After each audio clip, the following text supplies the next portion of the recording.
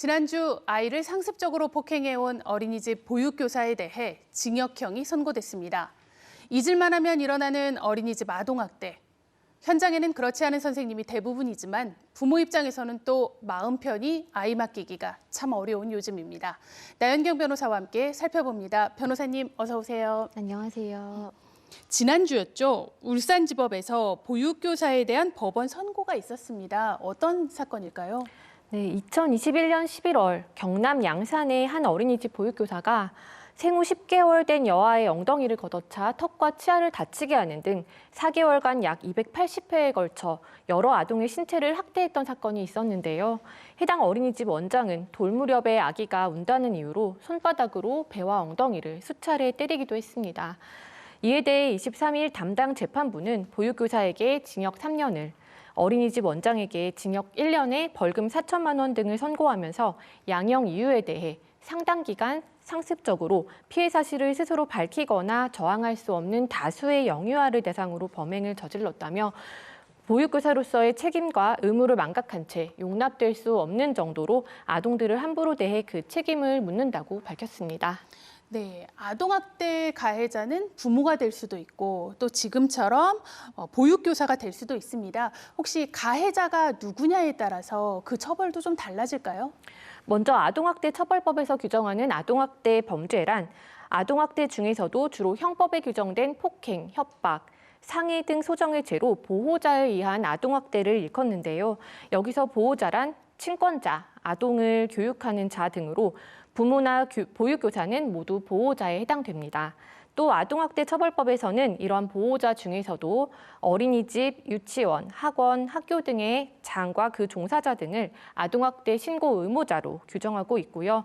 이러한 아동학대 신고 의무자가 자신이 보호하는 아동에 대해서 아동학대 범죄를 저지른 때에는 그 죄에 정한 형의 2분의 1까지 가중하도록 하고 있습니다.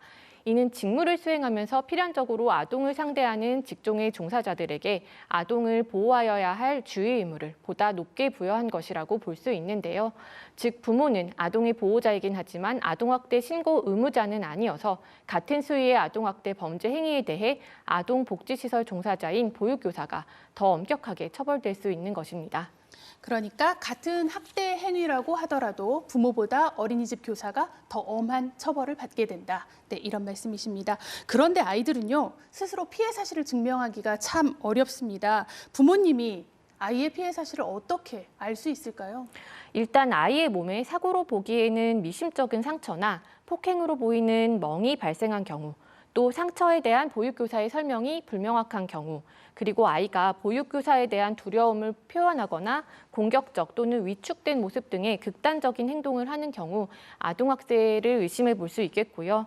의심 상황이 있는 경우 보육기관에 CCTV 열람을 요청해서 실제로 아동학대가 일어난 것이 맞는지 확인이 필요한데요.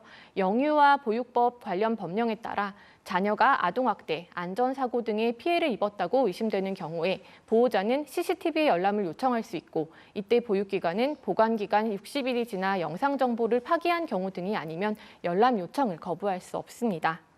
그러면 부모 입장에서는요, 우리 아이가 아동학대를 당했구나 이렇게 알게 된다면 어떻게 대처할 수 있을까요? CCTV 등을 통해 아동학대 사실을 발견하였다면 바로 수사기관이나 시군구에 이를 신고하셔야 되는데요. 아동학대 피해가 확인된 경우 사법경찰관이나 아동학대 전담 공무원은 피해 아동의 보호를 위해서 아동학대 행위자를 피해 아동으로부터 격리하는 등의 응급조치를 하여야 하고요.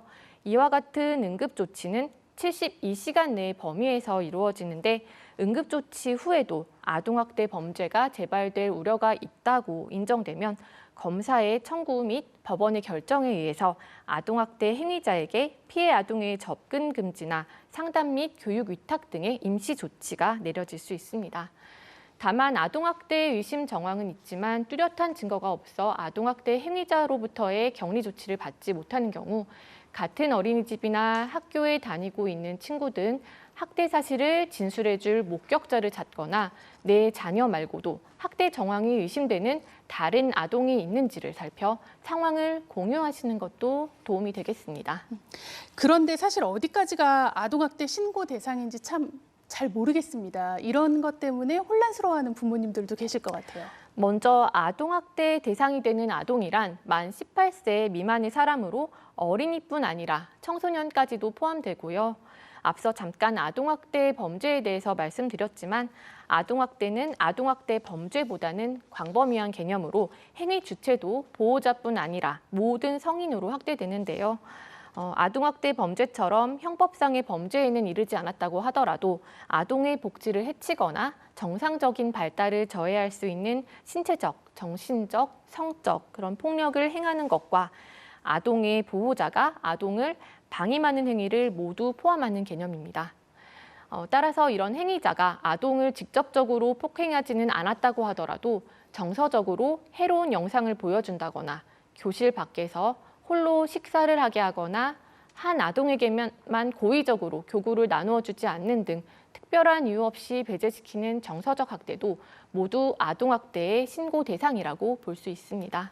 네, 물리적인 폭력만이 아니라 이런 정서적인 학대도 굉장한 폭력이죠. 네, 학대를 당한 아이들의 후유증이 사실 적지 않습니다. 이 아이들에게 회복 과정이 필요할 것 같아요.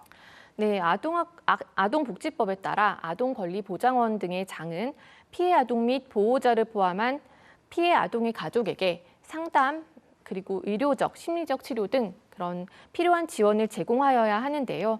아동학대 피해로 정서적으로 불안하고 또 마음이 다친 아이들을 보호하기 위해서 아동보호전문기관은 심리치료센터를 운영해서 이들의 심리 안정을 지원합니다.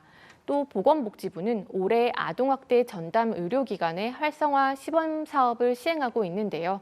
인천, 경남 등을 포함한 전국 8개 지자체가 참여하는 이 사업은 피해 의심 아동에 대한 우선 진료, 24시간 아동학대 응급콜 운영, 학대 사례 감별을 위한 의학적 자문 제공 등의 역할을 수행하면서 학대 피해 아동의 회복 강화에 도움을 줄 것으로 기대를 받고 있습니다. 어느 아이나 귀하지 않은 아이가 없죠. 이 아이들을 보호하고 또 학대받지 않도록 하는 건 또 어른들의 몫이 아닐까 싶습니다. 네, 변호사님 오늘 말씀 잘 들었습니다. 감사합니다.